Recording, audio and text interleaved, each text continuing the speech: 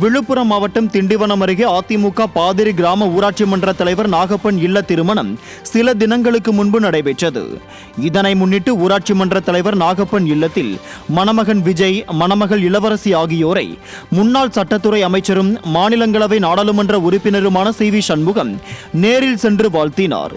இதேபோல் ஓங்கூர் அதிமுக கழக உறுப்பினர் புண்ணியகோடியின் மகள் மஞ்சள் நீராட்டு விழாவும் சில தினங்களுக்கு முன் நடைபெற்றதை முன்னிட்டு அங்கு நேரில் சென்று முன்னாள் அமைச்சர் சி.வி. சண்முகம் வாழ்த்தினார். இந்த நிகழ்ச்சியில் திண்டிவனம் சட்டமன்ற உறுப்பினர் அர்ஜுனன், ஒளக்கூர் கிழக்கு ஒன்றிய செயலாளர் பன்னீர், ஒன்றிய எம்ஜிஆர் மன்ற செயலாளர் தனசேகரன், ஒன்றிய விவசாய அணி செயலாளர் மூர்த்தி என்கிற சோமு உள்பட பலர் பங்கேற்றனர்.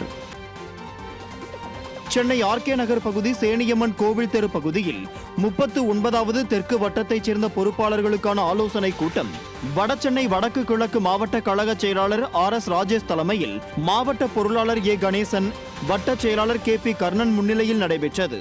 கூட்டத்தில் பேசிய மாவட்ட கழக செயலாளர் ஆர்.எஸ். ராஜேஷ், மக்களை வஞ்சித்து விலைவாசி உயர்வு, ஃபார்முலா கார் பந்தயம், இப்படி மக்கள் விரோத போக்கை கையாண்டு வருகிறது விடியா திமுக அரசு என குற்றம் சாட்டினார். மேலும் தேர்தல் நேரத்தில் மட்டுமே ஸ்டாலின், கனிமொழி, உதயநிதி, டிஆர்பி ராஜா என திமுகவினர் வாக்குறுதி கொடுத்து தேர்தல் முடிந்த பின்னர் மறந்து விடுவதாக தெரிவித்தார். விடியா திமுகவின் ஆட்சியில் ஏற்பட்டுள்ள விலைவாசி உயர்வு தமிழக மக்களின் வாழ்வாதாரமே கேள்விக்குறியாக உள்ளது என தெரிவித்தார். நிகழ்ச்சியில் லயன் இ. சண்முக விநாயகம், சு. பிரசாத், பொறுப்பாளர்கள் P. Paulraj, N. Raji, Kanniyappan, Muthukumar, Usha, K. Raman, Mahendran, R. Rajkumar, R. Lalitha, P. R. Vignesh, S. Saravanan மற்றும் வட்டப்பெற அணி நிர்வாகிகள் கலந்து கொண்டனர். சென்னை கொளத்தூர் காவல் சரக உதவி ஆணையாளர் சிவக்குமார் ஃபார்முலா 4 கார் பந்தயத்தின் போது மரணமடைந்ததற்கு அறிவிக்கை வெளியிட்டுள்ள பொம்மை முதல்வர் அரசின் செய்திக்குறிப்பில் தனது தொகுதியைச் சேர்ந்தவர் சிவக்குமார் என்பது கூட தெரியாமல் திருவல்லிக்கேணி உதவி ஆணையர் என்று குறிப்பிட்டுள்ளார். விடியா திமுக அரசின் அவலநிலையின் உச்சத்தில் உள்ளது என்பதற்கு இந்த அறிக்கை சான்றாகி உள்ளது.